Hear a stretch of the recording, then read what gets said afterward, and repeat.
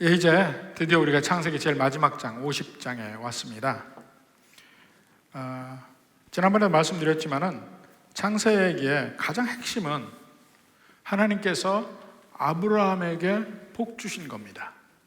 그게 창세기의 가장 핵심이에요.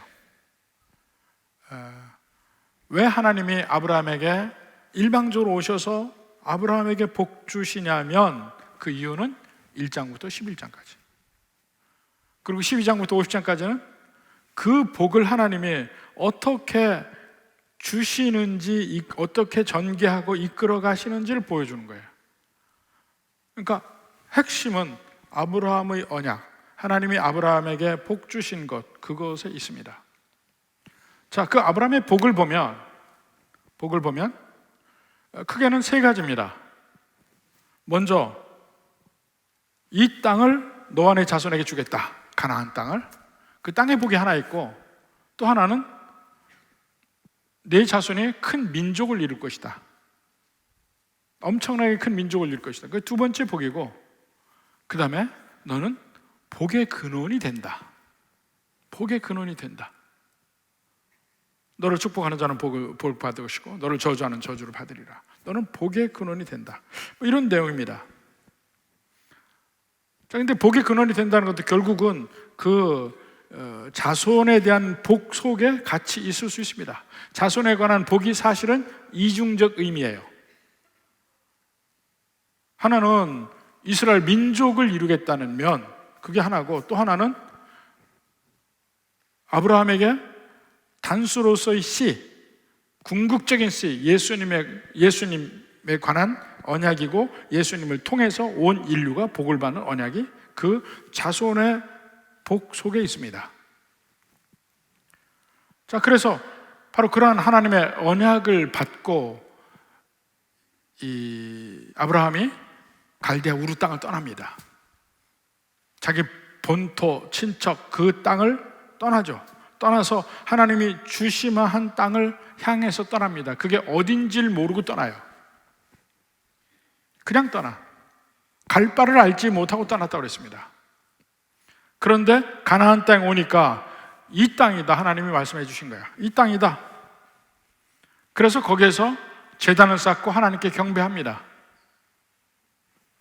헤브론에서. 그런데 살다 보니까 점점 정말 그 땅에서 정착도 되고 많은 재물도 얻었고 중간에 불신앙도 있고 애굽에 내려갔지만 하나님이 지켜주시고 모든 과정을 거쳐서 아브라함은 거부가 되죠. 그런데 이 땅을 어떻게 얻을지도 보이지도 않고,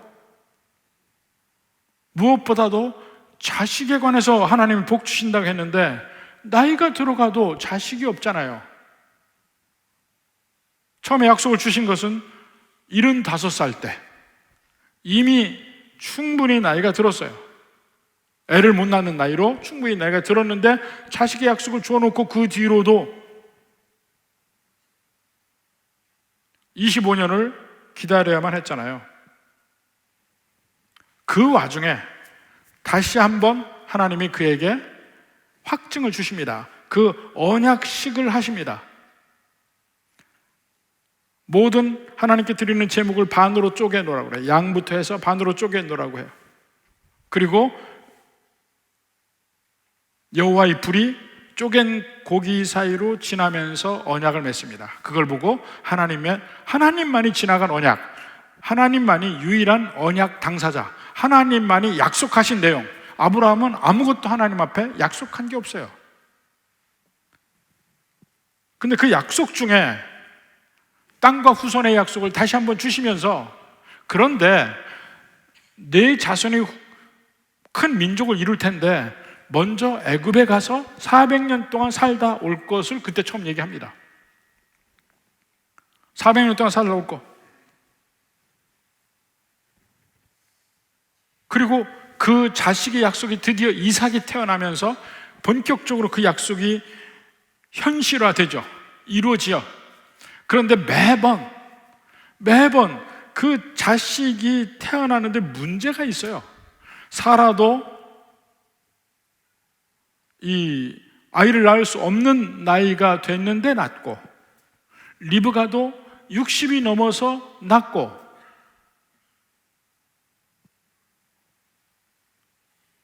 그리고 나중에 하나님은 야곱의 12아들 중에 유다를 통할 것인데, 결국은 나중에 그 유다도 자식에 문제가 있었잖아요. 유다에게 자식들이 있었지만 계속 그 자식들이 아이를 낳을 수 없는 환경이 됐잖아요. 창세기 38장에 보면 계속 죽고, 그러니까 며느리 다말이 나름대로의 비상 전략을 써서 시아버지와 동침하고 베레스와 셀라를 낳습니다. 그래서 어찌어찌 유다에게서 자손이 연결이 돼요. 그 메시아의 라인은 연결이 돼. 그렇지만 그 12아들들이 살아가는 일은 그 당대에는 요셉이 맏아들적인 역할을 합니다. 여하튼 그러면서 그 마지막에 야곱과 그 가족이 애굽에 가서 정착하게 되는데, 하나님이 야곱에게 거듭 약속을 주십니다. 근데 약속을 주시는데 자식에 관한 약속도 있지만 땅에 관한 약속을 거듭 주셔요. 자, 창세기 28장 13절 봅시다. 야곱의 하나님은 베델의 하나님입니다. 그 야곱의 신앙 일정에서 야곱의 역사하신 하나님은 베델에서 시작해서 베델로 끝난다고 할까? 베델에서 완결을 짓습니다. 처음에 베델에서 나타나실 때 그 베델에서 하나님이 야곱에게 주신 말씀이에요. 28장 13절. 또 본즉 여호와께서 그 위에 서서 이르시되, 갑자기 베델에서 눈을 떠보니 하늘까지 램프가 쫙 열려있고 하늘 끝에 한 분이 계신데 여호와가 계셔. 본즉 여호와가 그 위에 서서 이르시되, 나는 여호와니 너희 조부 아브라함의 하나님이요 이삭의 하나님이라. 네가 누워있는 땅을 내가 너와 내 자손에게 주리니. 바로 네가 누워있는 땅을 주겠다. 야곱에게 복 주신 내용이 결국 땅에 관한 약속이에요. 그렇게 하고 거기서 베델의 하나님 부르짖고 거기서 제사를 드리고, 그리고 야곱이 떠납니다. 20년 동안 온갖 일을 겪으면서 하나님이 끝까지 그 베델에서 하신 그 약속대로 지키시고 마침내 그를 베델에게 돌아오게 하십니다. 그래서 베델에서 어찌됐든 간에 베델에서 다시 제사를 드릴 때 하나님이 야곱에게 다시 축복하시는 말씀이 있습니다. 창세기 35장 11절. 하나님이 그에게 이르시되, 나는 전능한 하나님이라. 생육하고 번성하라. 나는 전능한 하나님이라. 이 말 속에 무수히 많은 의미가 들어있어요. 나는 얘기한 건 반드시 이루게끔 하는 능력의 하나님이라. 네가 나를 믿으면 내가 전능한 하나님이라니까, 뭐 이런 얘기입니다. 생육하고 번성하라. 많은 자손이 있을 걸 얘기하죠. 한 백성과 백성들의 총회가 내게서 나오고 왕들이 내 허리에서 나오리라. 큰 나라를 이루고 그 왕이 나오고 다 이런 얘기를 하고, 그 다음에 12절에 보니까 내가 아브라함께 이삭에게 준 땅을 내게 주고 내가 내 후손에게도 그 땅을 주리라. 야곱에게는요, 이 베델에서 처음에 하나님 만났을 때 그 약속, 다시 베델까지 끝까지 돌아오게 하셔서 그 동안에 온갖 우여곡절 끝에 모든 대적을 물리치게 하시고, 심지어는 자기 속의 불신앙도 물리치고 하나님이 베델로 돌아오게 하셨는데, 그 돌아오게 하셔서 하신 말씀이 뭐예요? 나는 전능한 하나님이라. 나는 그때 약속했지 않냐? 그대로 이룰 것이야. 대적도 다 물리치고 네 속의 죄까지도 물리치고 내가 이루었지 않냐. 야곱의 인생에서 그러면서 다시 약속을 줍니다. 이 땅을 내게 주리라. 너와 내 자손에게 이 땅을 주리라.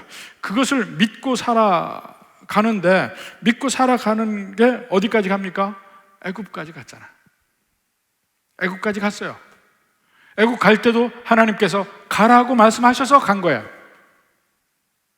그렇지만 언제나 그의 마음에는 하나님이 내게 주시마 한 그 땅, 가나안 땅이 마음속에 있는 겁니다. 그래서 결국은 요셉에게 맹세하게 해서 나를 가나안 땅에 갖다 묻으라고 이야기한 거죠. 자, 이제 드디어 장사 준비를 합니다. 요셉이 그의 아버지 얼굴에 굽으려 울며 입 맞추고, 바로 바로 앞에 49장 33절에 보니까 야곱이 아들에게 명하기를 마치고 그 발을 침상에 모으고 숨을 거두니 그의 백성에게로 돌아갔더라. 숨을 거뒀어요. 그러니까 마지막으로 이별의 입맞춤을 하고 웁니다. 요셉이 우는 내용이, 우는 게 딱 2번 나와요. 형들을 만났을 때 울죠. 그리고 아버지가 죽었을 때 웁니다. 그리고 이제 2절 3절 보면 장례 절차가 나와요. 근데 이건 애굽적인 장례 절차입니다. 그 수종들은 의원에게 명하여 아버지 몸을 향으로 처리하게 하며, 미라 만드는 거예요. 미라, 향으로 처리하게 하며 의원이 이스라엘에게 그대로 하되, 여기서는 야곱이라 안 하고 이스라엘이라고 얘기해요. 이스라엘을 얘기할 때마다 이 승리했다는 면이 들어갈 때가 많아요. 이스라엘이라고 이야기할 때는 이스라엘에게 그대로 해야 돼. 40일이 걸렸다. 사실 애굽에서는 이 가난한 사람이든 부자이든 간에 사람이 죽으면 미이라를 만듭니다. 근데 미이라를 만드는 이유가 죽어서 저 세상에 가서 다시 살 거라는 믿음이 있어요. 그들의 종교상에서 저 오시리스 신을 믿으면서 죽은 자가 사후에 삶이 있다는 거죠. 그 사후의 삶을 살기 위해서는 몸이 그대로 보존돼야 돼. 근데 그렇게 믿으면서 그 미이라를 만드는 과정을 보면 정말 이상합니다. 몸이 죽으면 제일 먼저 상하는 게 어디입니까? 제일 먼저 상하는 거 뇌하고 내장이에요. 그래서 사람이 죽으면 제일 먼저 그 미이라 만들 때의 작업을 보면 뇌를 먼저 뽑습니다. 뇌를 먼저 뽑아내고 그 다음에 내장을 뽑아내요. 그래서 따로 항아리에 다 별도로 보관합니다. 그래서 보관하는데 이 가난한 사람과 그렇지 않은 사람 간의 차이가 납니다. 그냥 가난한 사람들은 시체를 그냥 햇볕에 말렸어요. 소금에 넣기도 하고. 그렇게 해서 이제 그 시체를 보관하는 거죠. 조금 돈이 있으면 로뎀나무 기름을 집어넣어서 내장 제거 좀 쉽게 하고, 그 속에 이 뱃속에 향신료를 집어넣어서 냄새를 없앱니다. 또 부자들은 더 좀 정교하게 하면서 온 몸에 그 세마포 천으로 둘러쌉니다. 그러니까 그 애굽에서 미이라 발견된 걸 보면 전부 다 이 부자들의 미이라예요. 그냥 있는 시체는 없었습니다. 전부 이 세마포로 랩핑이 돼 있어요. 이 카이로 박물관 가서 보면 엄청나게 미이라들이 많고, 그리고 이 제일 유명한 게 그 가장 완벽한 상태로 발견된 묘가 이 투탕카멘의 묘입니다. 투탕카멘의 묘에서는 사람 미이라를 했죠. 그 옹관에 집어넣고 그 다음에 관, 그 다음에 또 관, 이게 몇 겹으로 그 관이 들어가 있습니다. 그러면서 마지막에 그 제일 큰 관의 사면에는 눈이 그려져 있어요. 호루스의 눈이라고, 이 세상 전체를 본다는 의미의 눈이 있습니다. 근데 그렇게 다양하게 하지만 하여튼 각기 자기의 경제력대로 미이라를 만들어요. 근데 저 세상 가서 환생해서 미이라를 만든다면서 뇌 빼놓고 내장 빼놓고 거기서 어떻게 사는지 모르겠어요. 좀 이상하지 않아요? 사실 신앙이라고는 하는데 좀 생각해보면 그게 맞냐고요, 그게 도대체. 또 어떤 데는 보면 저승에 가서 노잣돈이 필요하다고 가짜 돈을 엄청 넣어주는 데도 있어요. 동남아에 가서 보면 저승에 가서 가짜 돈 어떻게 써요? 기왕에 주려면 진짜 돈이라고 주든지. 그러니까 이 인간의 생각이 아주 뭐 대단한 것 같은데 참 보잘것없는 생각들이라는 생각을 합니다. 여하튼 요셉이 야곱을 미라로 만들었는데 그것은 애굽의 관습이기도 하지만 사실은 필요성에 의해서 미라를 만든 겁니다. 왜냐하면 이 가나안까지 야곱의 시체를 모시고 가야 되잖아. 그러니까 훼손되면 안 되니까 미리 미라 작업을 합니다. 그게 40일이 걸렸다고 그러죠. 그리고 또 30일은 히브리 족속의 풍속에 따라서 곡을 하기도 하고 70일을 이 장례 기간으로 잡아서 한 겁니다. 근데 그 바로를 위한 장례 기간이 72일이에요. 72일. 그래서 그 이틀 적은 그 장례를 치렀으니까 거의 왕의 버금가는 장례를 치렀다고 볼 수 있습니다. 자, 그렇게 해서 70일 동안 곡을 했습니다. 그 다음에 곡하는 기간이 지나면 4절에 요셉이 바로의 궁에 말하여 이르되, 요셉 자신이 직접 바로의 궁에는 못 들어갔습니다. 아마 그가 수염도 기르고 여러 가지 장례를 치르는 사람으로서 왕을 만나면 되지 않는 환경이에요. 그래서 전가를 합니다. 자, 바로에게 알리라고 바로의 궁에 얘기했습니다. 5절에 우리 아버지가 나로 맹세하여 이르되 내가 죽거든 가나안 땅에 내가 파놓은 묘실에 나를 장사하라 하였나니, 그 아버지가 이렇게 얘기했단 말입니다. 그래서 나로 아버지를 장사하고 오게 하십시오 하고 청합니다. 그러니까 바로가 그대로 그렇게 하라고 얘기를 했죠. 자, 그래서 드디어 이제 6절부터 9절까지 보면 이 애굽에서부터 장례 행렬이 갑니다. 그 장례 행렬이 어마어마하죠. 거의 뭐 국장의 버금가게 치르는 행렬인데 세 그룹으로 나눠 있습니다. 첫 번째 그룹은 7절에 보면 애굽의 원로들, 고위 관료들이 첫 번째 그룹. 모든 신하와 바로 궁의 원로들 하니까 엄청난 겁니다. 총동원된 거예요. 그 다음에 두 번째가 8절에 요셉과 그의 가족들. 근데 이 가족들이 전부 다 가나안 땅으로 가는데 특기할 만한 게 뭐냐면, 특기할 만한 게 8절 후반부에 봅시다. 그러니까 그들의 어린아이들과 양떼와 소떼만 고센 땅에 남겼으며, 어디서 많이 보던 거 아니에요? 어린아이들과 양떼와 소떼만 고센 땅에 남겼으며, 출애굽할 때 바로가 이 협상한 내용이 그겁니다. 어린아이는 두고 가라, 아니면 너희 양떼 소떼는 두고 가라, 이렇게 얘기한 내용이 있어요. 그런데 그때는 아닙니다, 우리가 몽땅 다 가야 됩니다. 그래서 어린아이, 양떼, 소떼 다 가잖아요. 이게 묘하게 이 겹치는 장면입니다. 자, 그 남겨놓고 가요. 그 다음에 세 번째 그룹이 병거와 기병, 이 체리엇이라고 하죠. 병거, 그 말이 있고 뒤에 그 사람이 몰고 다니는 그 마차가 뒤에 있고 그 끄는 병거와 기병이 요셉을 따라 올라갔다.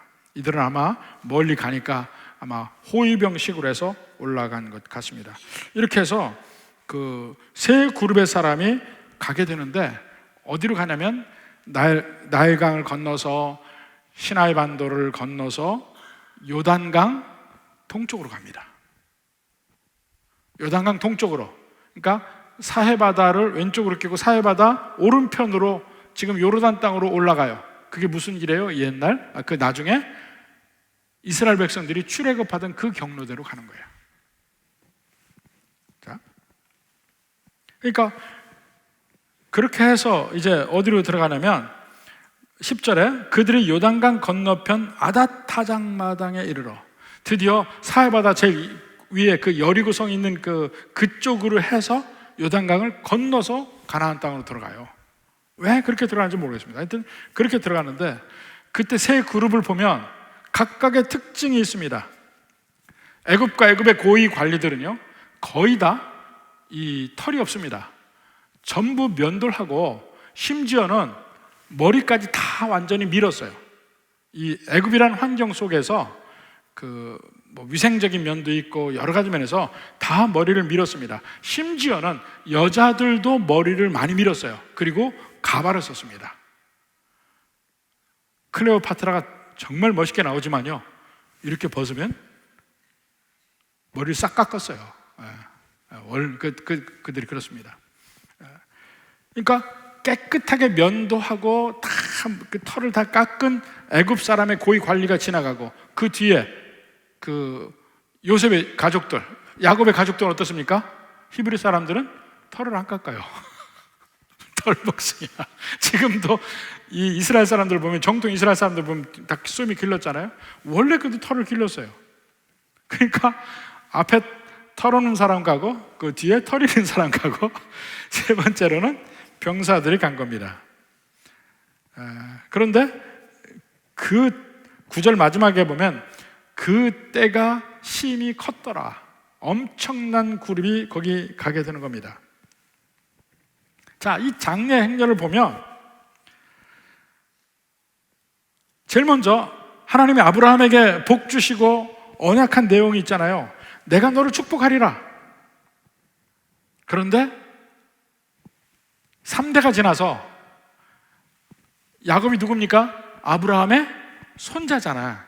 근데 아브라함의 손자의 장례 행렬이 가는데, 어마어마한 장례 행렬이 아직 자기 땅이 아닌 지역을 다 휘돌아가서 그 장례 행렬이 다 가는 거야. 뒤에 이 기병들, 마병들까지 다 있으면서 애굽의 고위 관리들, 그 가족들 세 그룹으로 가고 있는 겁니다. 그 당시에 아브라함의 증손자를 통해서, 요셉을 통해서 애굽이 복을 받고 애굽 주변의 수많은 사람들이 복을 받은 거야. 생명을 얻은 거예요. 7년 기근을 면케했잖아. 그걸 넘어갈 수 있게 해준 것이 아브라함의 증손자예요. 그래서 그 모든 사람들이 그 요셉의 아버지 야곱의 장사를 기가 막히게 장례를 치르고 있는 거예요. 아브라함의 언약이 계속해서 이루어진다는 면을 그 그림 속에서 계속해서 보여주고 있는 겁니다. 그리고는 궁극적으로는 아브라함의 진짜 마지막에 씨가 되는 예수님을 통해서 온 천지 만물의 사람들이 복을 받게 되는 거예요. 그러니까 아브라함의 약속이 중간중간에 계속해서 이루어진다는 면이 작게 크게 보여주고 있고, 궁극적으로는 예수님에게서 그 모든 면이 완벽하게 보여주고 있는 겁니다. 그러니까 이 야곱의 장례 행렬조차도 아브라함의 언약을 하나님이 어떻게 이루어가고 계시는지를 이미 중간에 맛볼 수 있게 해주는 겁니다. 또 다른 면은 이 장례 행렬이 아까 잠깐 말씀드렸지만 이스라엘 백성들이 출애굽을 어떻게 할지를 미리 다 보여줘요. 바로 그 길로 갑니다. 홍해바다를 건너서 시내반도를 통해서 요단강, 사해바다 동쪽을 통해서 왕이도로 쪽으로 해서 사해바다 제일 북쪽에서 요단강을 건너 들어가요. 들어가서 다시 내려와, 족장로를 통해 내려와서 헤브론까지 내려오는 거예요. 굳이 그렇게 갔어요. 희한하죠? 근데 나중에 출애굽의 여정이 바로 그 길이에요. 보면 이 출애굽적인 면이 아주 많이 나와요.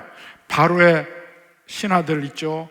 양떼, 소떼, 병거, 기병, 큰 무리, 다 출애굽에 나오는 용어들이야. 지금 여기서는 요셉이 야곱의 뼈를 들고 애굽 땅에서 나와서 가나안 땅으로 가잖아요. 400년 뒤에는 이스라엘 백성들이 요셉의 뼈를 가지고 나와서 가나안 땅으로 가요. 지금은 이 애굽의 병사들이 야곱의 가족들의 애굽에서 나오는 길을 지켜주고 있어요. 근데 400년 뒤에는 못 나가게 막는 역할을 애굽의 병거와 애굽의 마병들이 하죠. 아까 말씀드렸듯이 이스라엘 백성들의 자녀들을 지금은 두고, 소와 말들, 가축들도 고센 땅에 다 두고 갔지만 출애굽 때는 다 데리고 간다는 거. 이게 묘하게 출애굽하고 비슷한 면과 비슷하지 않은 면, 그런데 같은 모티프가 같이 계속 들어가 있어요. 그래서 미리 출애굽의 여정을 미리 보여주는 면도 있다 하는 것입니다. 자, 그리고는 이제 마지막에 10절, 11절 봅시다. 자, 그렇게 해서 이제 요단강 건너편에 갔어요. 드디어 들어갔습니다. 이르러 거기서 크게 울고 애통하며 요셉의 아버지를 위하여 7일 동안 애곡을 했다. 다시 거기서도 7일 동안 애곡을 했어요. 그랬더니 그 가나안 백성들이 거기서 애통하는 그들을 보고 애굽 사람들의 큰 애통을 한다 해서 그 땅의 이름을 아벨 미스라임이라고 했다. 이 구약 성경에 보면 구약 성경에서 애굽을 미스라임이라고 합니다. 미스라임이라 해요. 미스라임이 애굽을 지칭하는 말이에요. 그래서 아벨 미스라임 하면 그 애굽 사람의 뭐 통곡, 애굽 사람의 곡, 이렇게 이 말이에요. 그냥 아벨 미스라임이래요. 그 땅 이름을 그렇게 했단 말입니다. 그 다음에 곧 요단강 건너편이더라. 제가 제일 처음에 예수님 믿을 때 우리 찬송에 며칠 후 요단강 건너가 만나리. 요단강 건너가 어디입니까? 요단강 건너가 어디예요? 아니, 천국 말고 그 땅에서. 아니, 그 죽을 때 요단강이 어디가 있어요? 요단강 건너가 만나리가 어디냐면 요단강 건너 땅이 가나안 땅이에요. 근데 저는 가나안 땅에서 요단강 건너가는 줄 알았어. 그 동쪽으로 처음에 그 찬송 부를 때. 근데 아마 저처럼 아는 사람 분명히 있을 거야. 요단강 건너는 건요, 요르단 쪽에서 가나안을 들어가는 걸 얘기해요. 그러니까 가나안 들어가는 게 곧 상징적 의미로 천국 가는 거잖아요. 요단강 건너가 만나리. 근데 저는 가나안에서 밖으로 가는 거, 그렇게 요단강 건너는 줄 알았다니까요. 여러분도 그렇게 알았지만 말 안 하는 사람 있을 거예요, 분명히. 여기도 보세요. 여기도 그렇게 돼 있잖아요.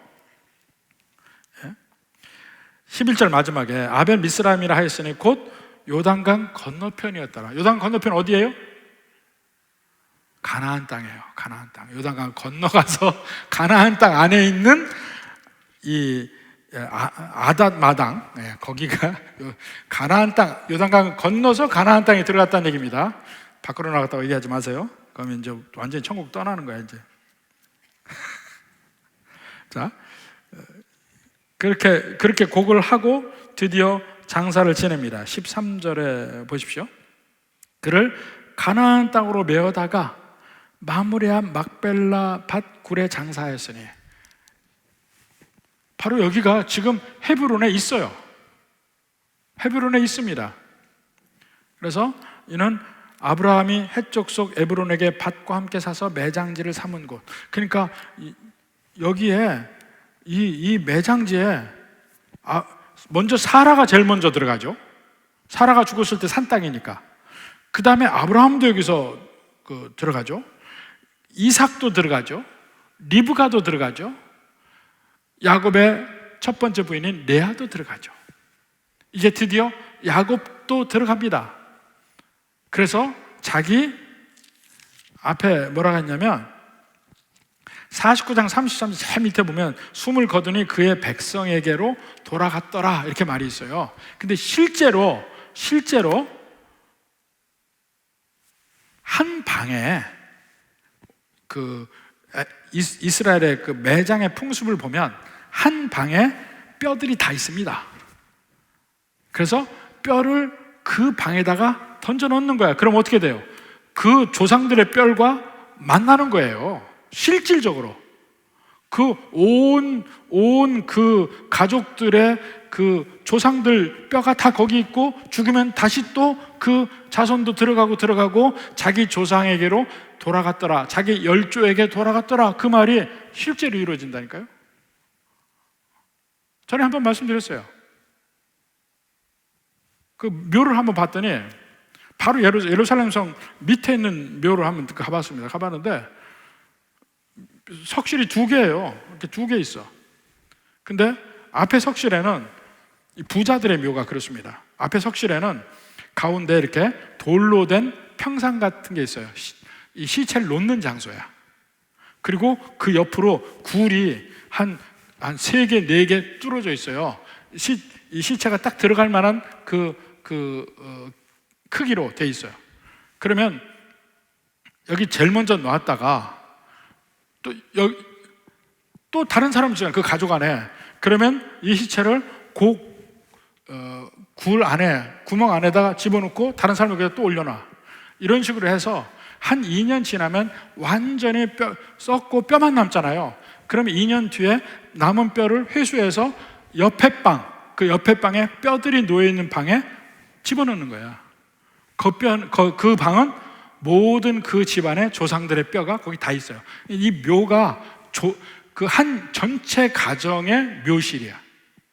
그러니까 열조에 돌아간다는 말이 맞죠. 그러니까 아마 야곱도 그 아브라함의 뼈, 사라의 뼈, 리브가의 뼈, 레아의 뼈 있는데 야곱의 뼈도 들어간 거야. 열조에 돌아갔습니다. 오직 그 막벨라 굴과 그 땅만이 야곱의 가족들의 땅이에요. 열조에 돌아갔습니다. 그리고 다시 요셉과 형제들은 요단강을 건너서 다시 사해바다 오른쪽으로 해서, 동쪽으로 해서 요르단 땅으로 해서 내려가서 이 시내 반도 해서 애굽으로 돌아가는 거예요. 희한하죠? 희한해. 그러니까 헤브론은 사해바다에서, 이렇게 보면 사해바다에서 헤브론은 거의 남쪽이에요. 근데 올라가서 사해바다를 요단강 건너서, 요단강 위니까 건너서 내려온 거야. 올라갈 때도 이렇게 날아왔어요. 근데 나중에 출애굽할 때 이스라엘 백성들이 이렇게 가거든. 이렇게 들어가거든. 여리고 쪽이고 이 사해바다고. 헤브론은 여기예요. 하여튼 그렇게 갔습니다. 그 길로 갔는데 그 뼈를 다시 그 가나안 땅에 갔다는 것,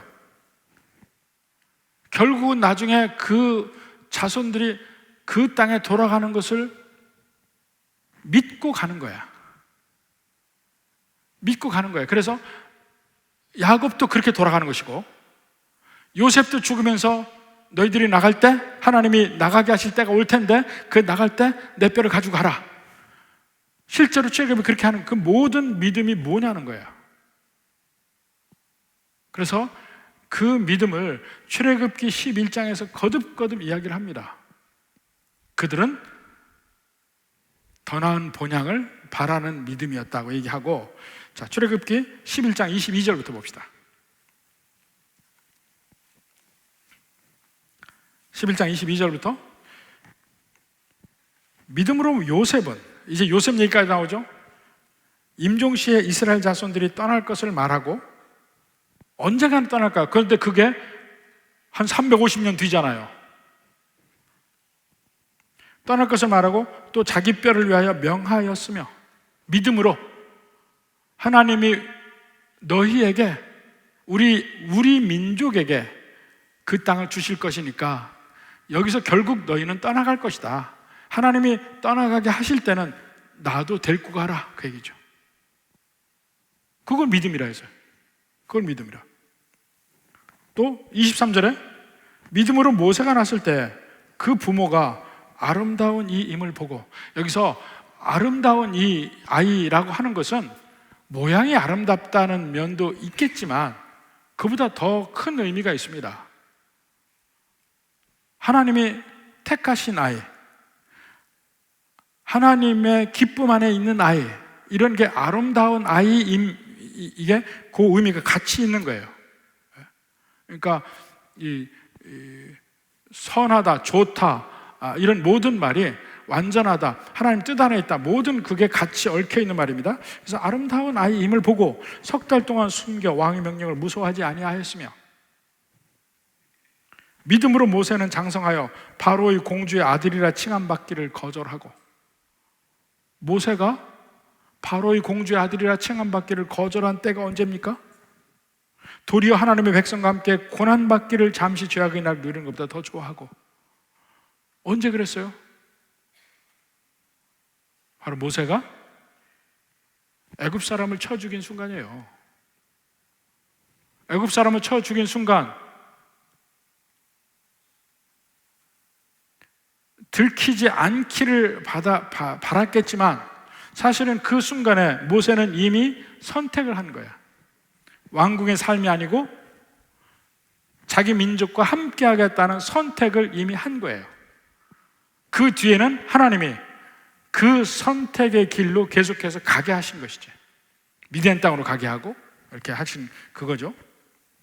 근데 그 선택의 순간 애굽 사람을 죽일 때 그의 선택을 믿음이라고 얘기했다니까, 하나님은. 그게 믿음이라 지금 히브리서에서 얘기하고 있는 거예요. 그래서 25절 26절, 도리어 하나님 백성과 고난받기를 잠시 죄악의 날을 누리는 것보다 더 좋아하고 그리스도를 위하여 받는 수모를 애굽의 모든 부하보다 더 큰 채물로 여겼으니, 예수님을 믿는 믿음과 같은 믿음을 모세가 가지고 있었다는 얘기예요. 근데 그 믿음의 본질이 뭐냐면, 자, 고난, 수모, 그 다음에 27절도 제일 끝에 보면 참았으며. 믿음은 그거예요. 믿음은요, 고난이든지 수모든지 그 모든 것을 참는 걸 믿음이라고 그래요. 하나님 믿었더니 우리 예수님께서 내가 복 주셔서 내가 이렇게 많은 걸 누린다, 그건 믿음이 아니에요. 천국을 사모하면서 이 세상에서 갖지 못한 것, 그것을 탄식하며 그 날을 고대하는 것을 믿음이라고 그런 거예요. 그러니까 이 히브리서에서 그 앞날의 그 삶, 고향, 본향에 돌아가는 그것을 바라는 믿음을 히브리서에서 이야기하죠. 로마서에서 믿음은 좀 달라요. 로마서에서 믿음은 좀 이런 얘기예요. 여러분 처음 들을지도 모르겠네요. 성경에서는 믿음이 방향이 다릅니다. 로마서에서 믿음은 나를 위해서 십자가에서 죽으신, 그래서 내 죄를 대신 지신 예수님을 믿는 거야. 그 근거로 내가 살아가는 거야. 로마서에서 말하는 믿음은 예수님의 십자가를 바라보는 믿음이에요. 뒤를 돌아보는 믿음이야. 그 근거로 지금 힘있게 살아가. 이제부터 하나님과 화평을 누리면서 이제 죄인으로 사는 게 아니고 하나님과 관계가 회복된 상태로 산다. 이것이 로마서에서 믿음이라고 얘기하는 거예요. 히브리서 믿음은 그게 아니에요. 우리에게 약속하신 본향을 바라보고 가는 믿음이야. 근데 그 믿음은 그것을 사모하기 때문에 지금 현재의 삶에 그것이 영향을 미쳐. 애굽에 살면서도 나 여기 애굽이 아니야, 우리는 결국 가나안 땅이야, 그러니까 내 뼈를 가나안 땅에 묻어줘. 야곱도 그러고 요셉도 그러고 그 본향을 바라는 마음, 그것을 향해서 가기 때문에 그 궁극적인 목적에 따라서 현재의 생각과 현재의 삶의 방식이 달라지는 거, 그게 히브리서에서 말하는 믿음이에요. 지금 창세기에서는 그걸 바라는 믿음이에요. 바라는 믿음. 그러니까 가나안 땅을 앞으로 차지할 것이라고 하는 그 믿음. 또 신약 백성들이 이미 예수님을 통해서 모든 약속을 받았잖아요. 그러니까 그 약속을 받은 사람들이 앞으로 갈 천국을 향해서 바라보며 가는 그 믿음, 앞을 바라보는 믿음이란 말이에요. 여기서 얘기하는 거는. 히브리서에서는 주로 그걸 얘기해요. 앞을 바라보는 믿음. 그래서 그걸 행동으로 옮긴 것이 나를 가나안 땅에 묻어주라 그겁니다. 드디어 그들이 가나안 땅을 바라는 그 믿음의 면은 400년 뒤에 출애굽 때 이루어지죠. 출애굽 때 이루어져. 먼저 10가지 재앙 속에서 죽음에서 구원을 받아요. 죽음의 신이 그들에게 왔을 때, 애굽의 모든 장자가 죽을 때, 애굽 사람들은 죽을 때 이스라엘 백성들은 안 죽잖아. 죽음에서 벗어나잖아요. 죽음의 신이 넘어가잖아요. You will pass over. 먼저 그 죽음에서 구원을 받고 그 다음에 애굽에서 떠나죠. 애굽 사람들의 압제에서 벗어나. 그리고 천국길을 가는 거예요. 그게 우리 믿음의 백성들의 삶이에요. 죽음에서 우리는 벗어났어요. 그리고 사단의 압제에서 벗어나서 지금 가나안 땅, 천국으로 가는 과정 속에서 우리가 살아요. 무수히 많은 그 중간에 일들이 있죠. 민수기 보면은 그 광야에서의 삶에 힘들고 어려운 문제들 다 있죠. 모든 죄적인 거 다 있죠. 그렇지만 그 길을 가는 거예요. 결국 그 일을 이루시는 것도 하나님. 400년 전에 아브라함에게 언약하실 때 불로 나타나신 하나님이 400년 뒤에 불기둥으로 이스라엘 백성들을 인도하십니다. 똑같아요. 그리고 계속 구약 성경 후반부에 보면 새로운 출애굽에 대해서 이야기합니다. 새로운 출애굽은 이스라엘 백성들이 바벨론의 포로로 잡혀갔어요. 근데 그들이 다시 돌아오리라. 이것이 이사야서 후반부에 나온 얘기고 예레미야서도 나오고 에스겔에도 나와요. 그들이 다시 돌아오리라. 그런데 그게 실제 그들이 돌아오는 것뿐만 아니고 그 속에 궁극적인 출애굽, 예수님을 통해서 오는 출애굽을 그 안에서 내포해서 얘기하고 있어요. 선지서에서 이중적으로 얘기하는 거예요. 바벨론에서 돌아오리라 하는 것도 얘기하는데 그걸로는 설명이 안 되는 궁극적인 출애굽, 애굽에서 돌아오는 그것을 계속 얘기해, 선지서에서. 그게 예수님이 오시면 해결이 되는 거예요. 드디어 우리도 출애굽을 합니다. 제가 말씀드렸죠? 하나님은 구원의 방식이 먼저 하나님의 백성을 만들고 그 땅, 하나님의 땅 밖에서 사람을 만들고 하나님의 백성 만들고 그 땅으로 인도하신다고. 먼저 아담을 만드시고 그 다음에 에덴 동산을 만드시고 거기로 인도하셔요. 창세기 2장 보세요. 다시 순서가 그렇습니다. 출애굽도 먼저 가나안 땅 밖에서 하나님의 백성을 만드셔요. 애굽 땅에서. 그리고 가나안 땅으로 인도하셔요. 그리고 선지서 후반부에 나오는 그 제2의 출애굽은 바벨론에서 그들을 회복해서 돌아오게 하신다는 말이에요. 그러니까 그 땅 밖에서 있는 사람들 다시 가나안 땅으로 돌아오게 하겠다는 얘기 아니에요. 근데 궁극적으로 진정한 출애굽은 예수님 안에 있는 출애굽이에요. 지금 우리가 여기서 계속 전도하면서 하나님의 백성들이 만들어지고 있는 과정이에요. 우리는 아직 천국 밖에 있어요. 아직 우리는 천국에 가지 않았어요. 여기서 다 만들어지면, 마치 애굽에서 400년 기간이 다 지나면 드디어 출애굽 하듯이 다 만들어지면, 그때가 되면 예수님이 다시 오셔서 우리 데려간다니까. 그래서 우리는 그날을 기다리며 점진적으로 마치 광야의 백성들이 가나안 땅으로 한 걸음 한 걸음 가듯이 우리의 모든 삶에서도 점점 천국에 가까워져 가려고 해요. 물론 이렇게 쭉 가지 않아. 광야에서 이스라엘 백성도 어떻게 했습니까? 40년을 돌았잖아요. 우리도 돌아. 항상 진전만 있는 게 아니에요. 올라갔다 내려갔다 올라갔다 내려갔다. 근데 전체적으로 보면 천국으로 그래도 가고 있어요. 전체로도 보면.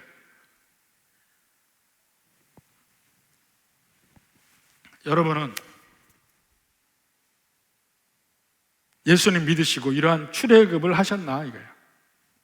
이러한 출애굽을 하셨나? 확실히 예수님의 은혜 안에서 내가 죄를 용서받고 죽음에서 벗어나고 나는 천국 백성이라는 확신이 여러분에게 있냐고요. 지금 가는 삶이 비록 여러 가지 광야적인 힘들고 어려운 면이 많이 있지만, 나도 내 자신이 죄 쪽으로 넘어지고 하지만 결국은 천국 가는 백성이라는 것을 믿냐고요.